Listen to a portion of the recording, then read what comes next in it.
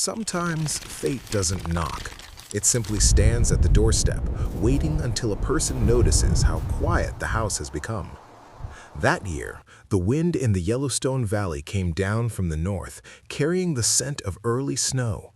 People said the winter would be long, but no one knew that for one woman and one man, that winter would become the beginning of something they never planned, never searched for, and were never prepared to face. This story is centered on Sarah McKenna, a woman left alone on land that was never meant for solitary souls. Year of events: 1892. Setting: Montana Territory, the Yellowstone River Valley.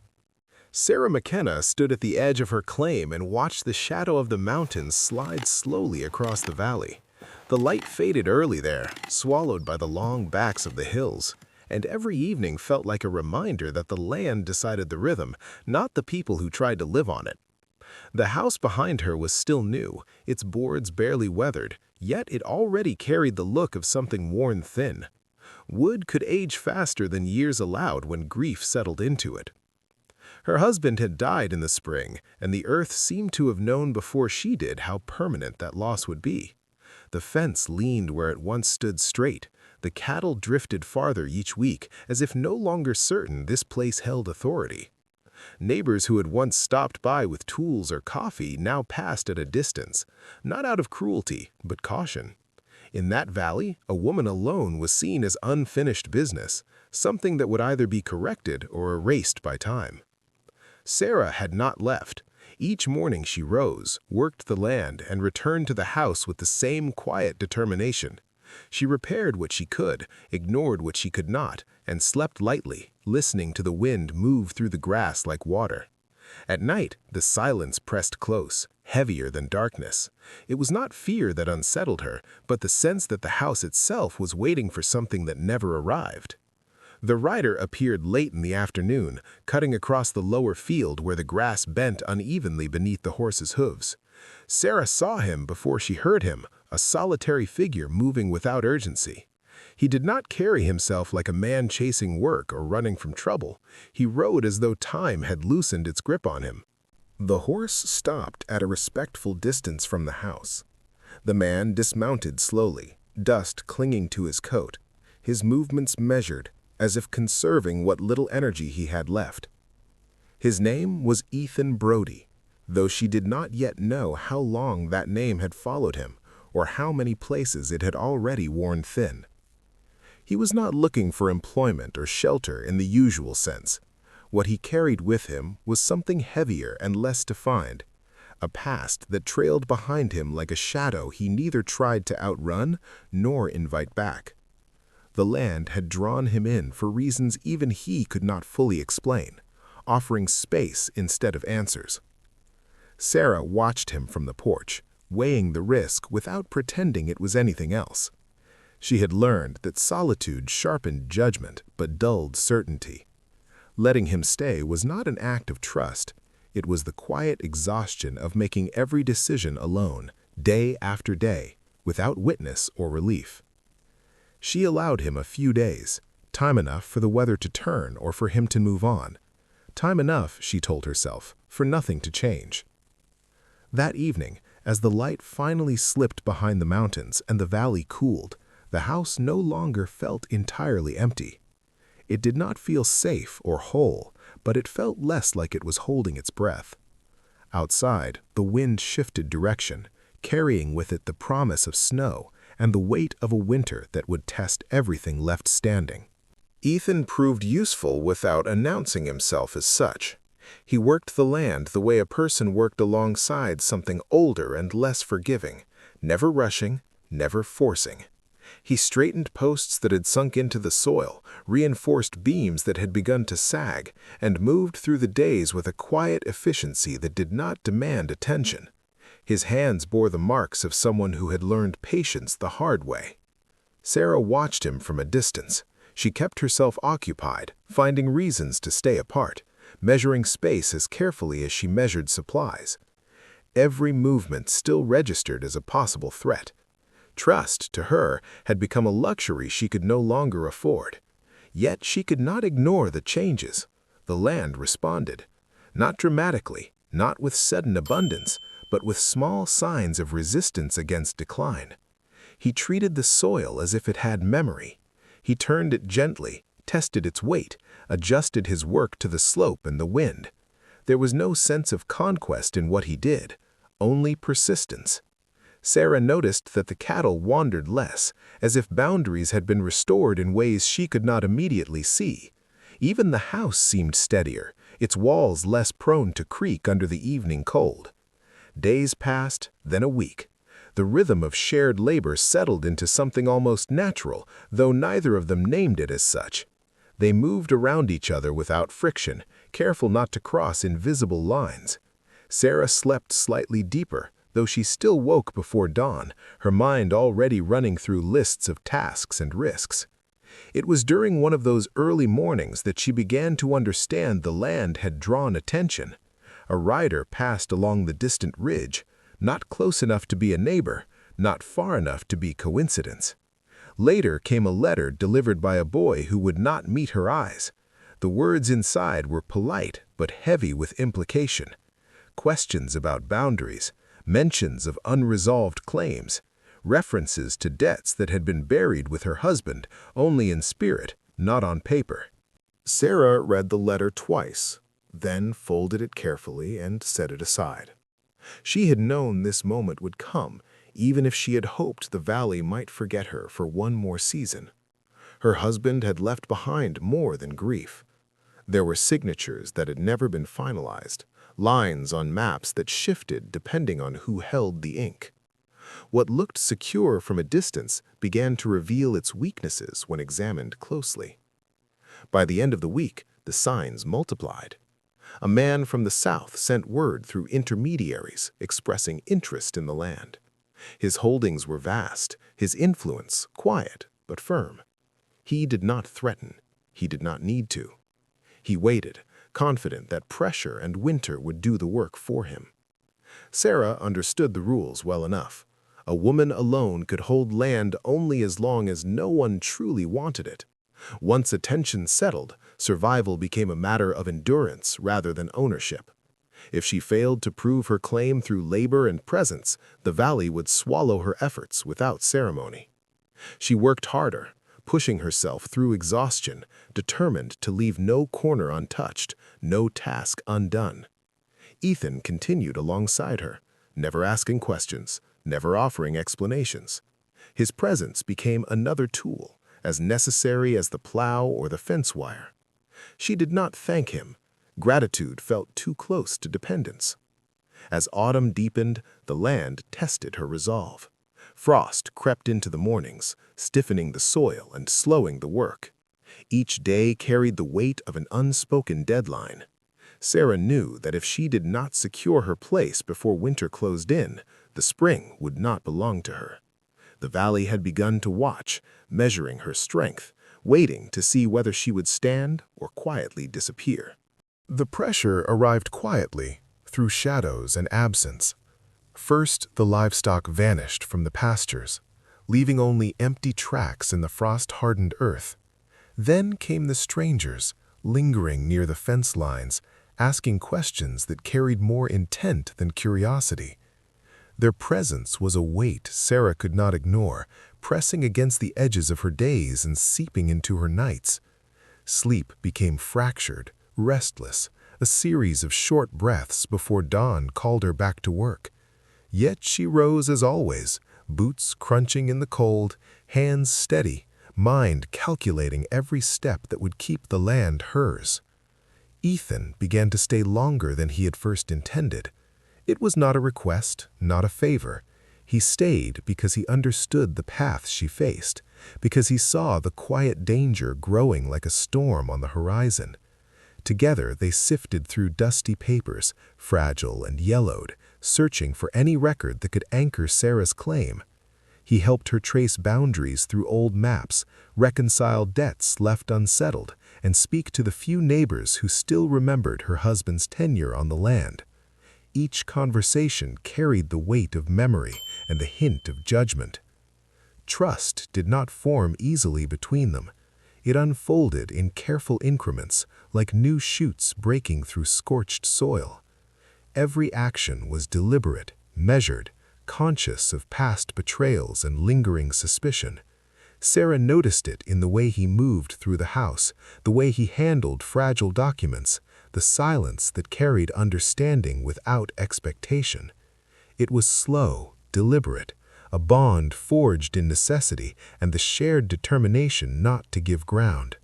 Step by step, day by day, they worked side by side, cultivating not only the land, but the fragile certainty that they could withstand whatever shadow crept along the edge of the fields. The conflict moved beyond whispers and shadows into formal claims and written threats. Papers arrived with the weight of authority, signatures and stamps declaring that Sarah's claim to the land was tenuous at best. Those with money and influence acted as if it were only a matter of time before the property would be absorbed, their eyes measuring her not as a neighbor, but as an obstacle to remove. The isolation pressed against her like the winter wind, sharper and colder than any blade. Friends and acquaintances, cautious of losing what they had, turned away, leaving her to face the threat alone. Each day stretched longer, the work heavier, and the nights longer and more hollow. The house that had already carried grief seemed to lean closer, waiting, testing her endurance. Ethan confronted his own choice in silence. The easier path would have been to ride away, to disappear into the hills and leave the storm to break on her alone. He knew the weight of leaving, knew the emptiness that would follow, had felt it before. But staying meant risking confrontation with men and systems he understood too well, the memory of past battles lingering like a shadow across his mind. He stayed, not for heroics, not for recognition. He stayed because absence would have been a surrender, and surrender here meant more than losing a few acres of land. It meant losing the fragile certainty of purpose, the chance to hold on to something worth defending. For the first time in years, Sarah allowed herself to lean not on the walls of the house, which had borne witness to loss and hardship, but on the presence of another human beside her. The feeling was strange, unsteady, and quietly powerful. She noticed the small ways he moved through the chores, the careful way he lifted timber, brushed snow from railings, checked fences with patient eyes. The land seemed to respond. The soil turned under their combined hands with more readiness, as if recognizing the unity and resolve between them. Each morning brought labor and vigilance, and each evening found them side by side, a shared warmth against the biting wind. The house, the fields, and the air around them began to feel different, as though the land itself had chosen a side and was willing to meet them halfway.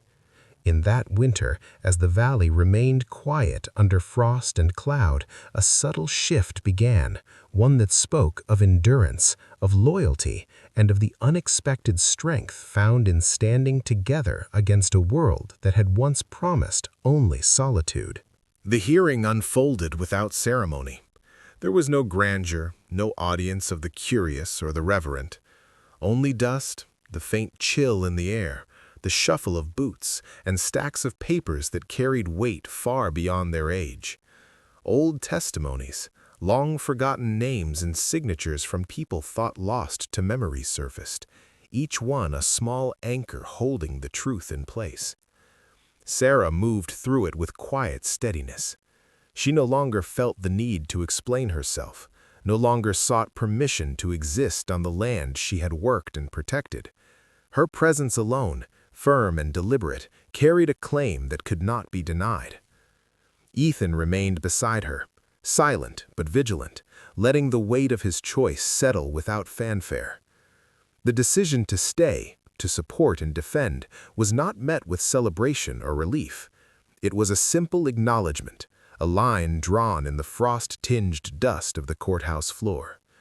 The pressure eased gradually, imperceptibly at first, as the papers and proofs spoke more loudly than any words could. The land, once threatened by claims and doubts, remained in the hands of those who had tilled its soil and carried its burdens through winter and hardship. It was not permanent, and the certainty was fragile. The threats of wealth and influence lingered at the edges, a reminder that the struggle was never truly over. But it was long enough, just long enough for life to root again, for trust to begin growing alongside crops and fences, for the faint stirrings of hope to reach into the corners of a house that had known too many shadows. Outside, the wind swept through the valley, carrying a quiet affirmation that they were still here, still standing, still shaping the land and the future beneath the open sky. In the stillness, Sarah felt the shift, subtle and profound, of a place that belonged to her again, however fleeting that ownership might be in the grand sweep of the world. For the first time since her husband's passing, she stepped fully into the frost-dusted morning with a sense of quiet authority. Each footfall on the earth felt deliberate, a claim reaffirmed with every step. Ethan followed, not as protector alone, but as a companion who had chosen the same side, whose presence no longer belonged to chance but to decision and purpose. The land around them seemed to breathe with them, the bare fields and skeletal fences no longer mere obstacles, but the foundation for what could come, the framework of a life rebuilt from the fragments of loss and the courage to endure. The valley remained open, wide and uncompromising, yet within that openness there was space to carve a future, to plant roots, to meet each day under the vast, unending sky. Spring lingered over the valley, slow and deliberate, as if reluctant to give up its hold. Snow receded in uneven patches, leaving behind dark, damp earth that drank deeply from the melting frost. Sarah walked through the fields with careful attention, feeling the weight of the soil beneath her boots, noticing where the ground had settled or cracked, where the first green shoots strained toward the sun. Every step she took was measured, steady, a quiet acknowledgement that the land had survived another winter, and so had she. The house behind her stood firm, its boards weathered but strong, no longer temporary, no longer fragile. Ethan moved through the property with the same unhurried diligence he had shown since arriving, his hands repaired, built, and tended without fanfare, each motion deliberate, each gesture rooted in habit and care. He did not speak of the future, did not make promises that could crumble like clay and frost. Instead, he remained present, as constant as the wind over the river, as patient as the earth under their feet.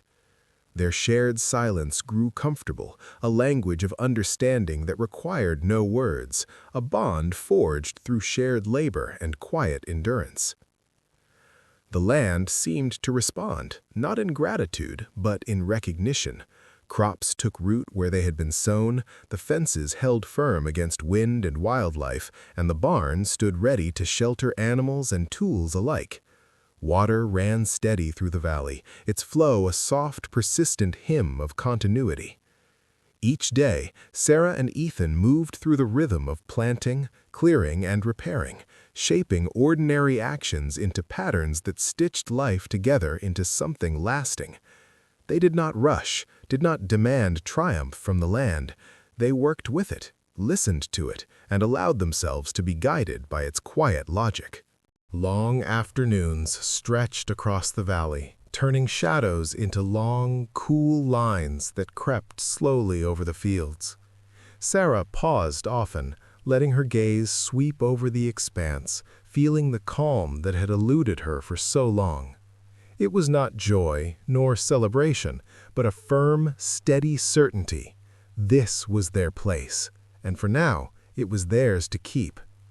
Each ridge, each tree, each bend of the river carried the proof of persistence, of hands that had refused to let go, of hearts that had endured.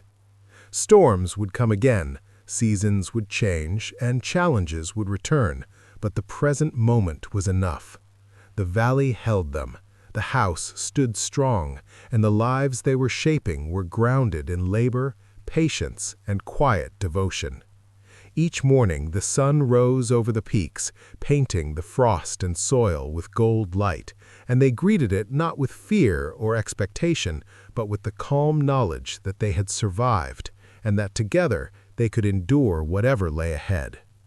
The wind whispered through the valley, rustling the trees and grasses, carrying with it the soft promise of life renewed, of work done, of care given.